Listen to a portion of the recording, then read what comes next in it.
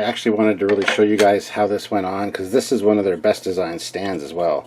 That rear tail fin slides right in, and I just snapped that nacelle off again. God damn it. Delete!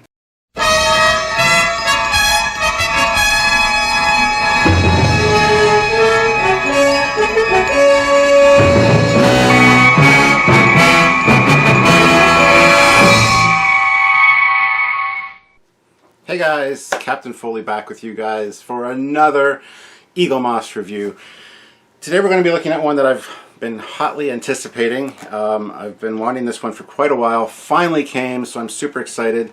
And here it is here, the Romulan Warbird, or Romulan Bird of Prey, circa 2260s if you will. A fantastic cool design. I've loved this ever since I was a kid. And it's just such a simple ship, but it's so elegant in its design and so funky, I guess. It was cool to see a Romulan ship for the first time and have it be this mysterious thing that cloaked and had plasma weapons. Just really cool. Now this is issue 57. I sometimes don't get the magazines with these, and that's perfectly fine. This one I did get it, which I'm happy about, because there's some great stuff in this one actually. So Romulan Bird of Prey 2260s. Type warship, launch 23rd century, length 131 meters, plasma energy. And you open it up, it's got the standard first page there with the ship and some specs, and of course how to put it on the stand. Operated by the Romulan Star Empire, 23rd century, length 131 meters approximately. Defenses, cloaking device, weaponry, plasma-based torpedoes. And this book actually goes into quite a bit of detail about the ship, which is cool. I hate when they kind of go off on characters and stuff. It doesn't have anything to do with the ship, as happens a lot with some of the XL magazines I've noticed, because they've already kind of covered them in the smaller ones, but this one's really cool. I would love an XL version from Eaglemoss of this thing. That would be fantastic, actually. So there's been some controversy over the years whether this was actually called a Romulan Bird of Prey. In the episode they did say that it had a large bird of prey painted on it that looked like it was swooping down and attacking. So it kind of got that moniker of Bird of Prey. However, over the years, it's been referred to as a Romulan Warbird, and so there's kind of a thing out there that when you call it a Romulan Bird of Prey, a lot of people kind of get uppity. However, that's what it was called for the longest of times. I mean, in Starfleet battles, they're called War Eagles or King Eagles, depending on the weaponry that's put on them. But anyway, fantastic model of the ship, CG model, and some really interesting facts here. Talks about the plasma weapons and stuff, and the cloaking device. And this features actually in one of my favorite episodes of all TOS, the Enterprise incident, in the remastered version anyway, as a CG Bird of Prey. Right there, and then the two D7s, or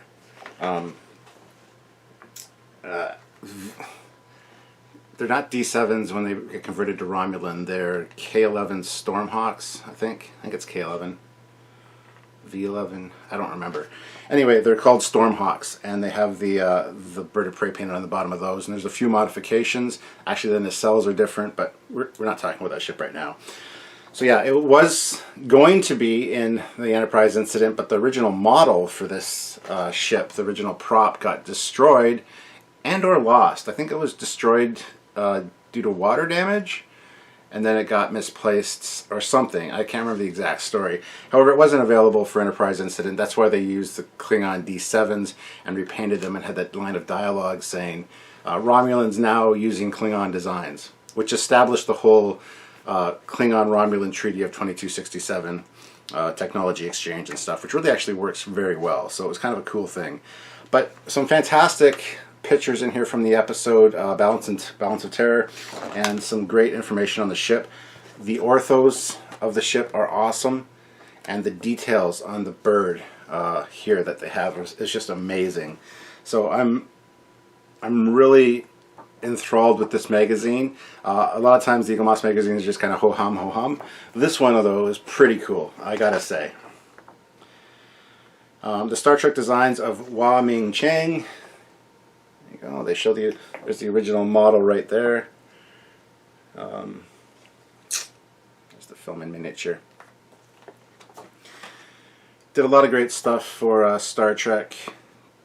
The tricorder, communicators, stuff like that. Also, apparently the Gorn and Baylock from the Corbinite maneuver. So, I haven't actually had a chance to read this yet, so I just wanted to take a first look at it because I'm excited to get this thing. But here is an article on the Roman, well, they're kind of based on the Romans, the Romulan Empire before the Tomed incident, which we've actually done an episode on Trekyards about that, so you can kind of understand what happens with that in the Treaty of Algeron, because it's a direct lead up to that. A little more information on it, and here we see the retro Romulan bird of prey, or the warbird, if you will, from Enterprise, which kind of put a whole wrench in the works of the history of this ship, as that really shouldn't have been a thing with Cloak. But there's a lot of explanations for that as well, which we've gone into a couple times on Trekyards. So if you're interested, check out any videos we've done on the Enterprise Romulan bird of prey or whatever. Here it is on screen: Balance of Terror and the Deadly Years, and then Enterprise Incident. So, really cool facts in here. Really cool magazine. I'm really happy about that. So if you're a TOS fan or just a Romulan fan, this is one to definitely snag, in my opinion. Like I said, this has been on my list for a while of ones I've wanted. So here it is. Beautiful model. I love the little blue plastic crystals that they have for the nacelles. The detailing on top is just a couple of bumps and ridges for the windows and stuff, which is fine. I would have preferred if they were kind of blackened a little bit, but you got the two bumps at the front there, which supposedly are phaser arrays. But apparently in TOS, this ship, like I said, has a weird history. Apparently it only had the plasma weapon because it was just a test bed for that weapon. But then in Starfleet battles, they have phasers, and they have you know, different kinds of plasma torpedoes that can be launched as well, depending on what version of it you're looking at. Now, the real beauty of this design comes from the bottom when you see that bird. That bird is fantastically designed, fantastically done, and I am just blown away with this design. The cool thing about this, actually, as well, is the three circles that you see here, which are actually highlighted. They are actually landing gear, because this ship was atmospheric, could land in an atmosphere. There have been blueprints done of it landed and show the deck arrangements. There's not many decks in this. It's quite small, and it's got a very slim silhouette from the front and even the side as well. But the side looks cool, the bottom looks amazing, and the top with this here looks good as well. I would have put some more detail on the top, I think, if I had designed it personally, but that's just me. Because a lot of times when you display these, because I've got the Franklin Mint one up there, the pewter one, and it's up on a high shelf so you can actually see the bird. But a lot of times when you display them, you miss all the detail of the bird on the bottom, which is just what makes this design so cool. And I got so much to talk about in this ship. It's really amazing. We've done a few Trekyards episodes on it, and some really interesting stuff on this. When you dig through the side cannon, like Starfleet battles, and the lore of the ship, it really pops. It's really a great ship as far as history goes, if you really get into it. So it's a fun little ship. The model is fantastic. There's no issues with it. Well, the nacelles, this nacelle is down a little bit. The one closest to you guys is down a tad, and I just broke it off, but that's okay because it just snaps back in, which is cool. I'm going to have to actually glue it into place so that I can get it to line up properly, but There we go. Now it's sitting in properly. So they do pop out.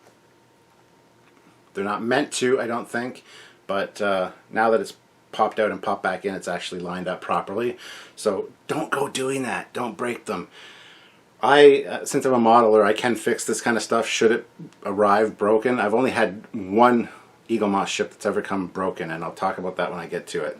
It was the Gorn remastered ship from TOS. The one nacelle was broken. But yeah, I've got the glue and stuff to fix these. I've also got the techniques to fix anything that's bent or warped on them. So overall, a fantastic little model. I would love to see an XL version from Eaglemoss on this thing. I will probably suggest that to them. Just great. And don't be bending your nacelles and popping them off. But anyway, lesson learned, I guess. Alright, so now we're going to put it on the stand, take a look at it, and finish up this video. So let's go take a look at it. Alright guys, so I put the stand together, and when I was putting it on the stand, I actually hit the cloaking button, so it is on there, it is cloaked. It fits in there really well, and the cloaked option on it is really fantastic actually. Like, you can't even see any outlines, any distortions. It's a really good Romulan cloak. And of course, I'm kidding. Let me just get it on here, hold on. I actually wanted to show you guys how well this thing goes on the stand. This stand is actually really well designed. A lot of the Eaglemoss stands are awesome. This one is particularly awesome because that fin has a groove that slides right in, so it's fantastic that way. So there she is on the stand, a thing of beauty. I love this ship with all my heart. This is one of my favorite Star Trek ships of all time. I'm noticing that there's a little bit of flaking on the trailing edge here. I think that might be from me handling it, so keep the handling down to a minimum, guys.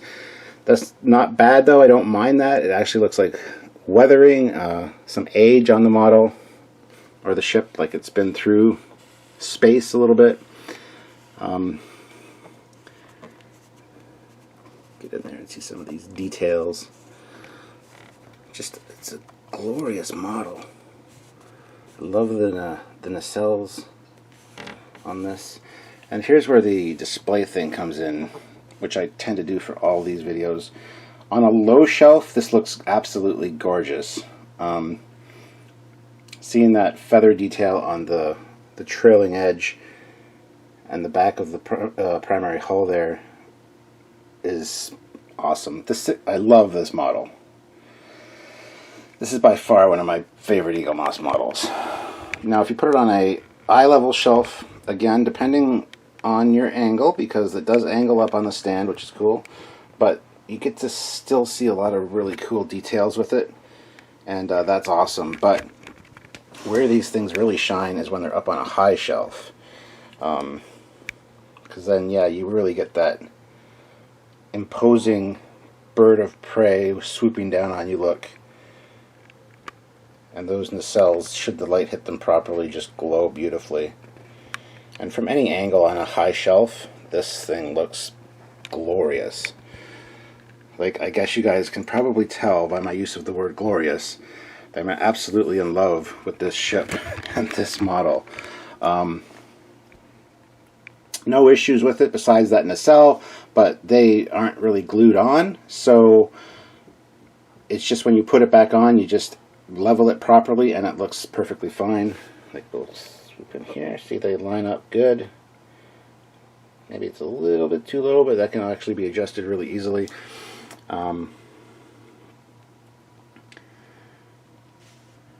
Just an incredible, incredible ship. Simply stunning. So guys, this is a highly recommend for me. I am blown away by this model. This is one I've been requesting for a while. Finally got it, and I'm so happy. If you guys want to get this one or any other Eaglemoss ships, or just check out their lineup, by all means, click the link in the description below. That'll take you to the Eaglemoss site, and you will be able to make your wish list of ships. And should you want to save some money, as we all do, upon checkout, just use the discount code Trekyards, and you'll save yourself some money on your order. So, alright guys, I think that's it for this episode. Jolan true to you all, and I look forward to seeing you guys in the next review. Don't forget to subscribe to both this channel and the Captain Foley channel, and see some really cool stuff. There's a lot of cool videos we have, so check those out as well. Alright guys, until next time, I'm Captain Foley, cloaking. Bye-bye.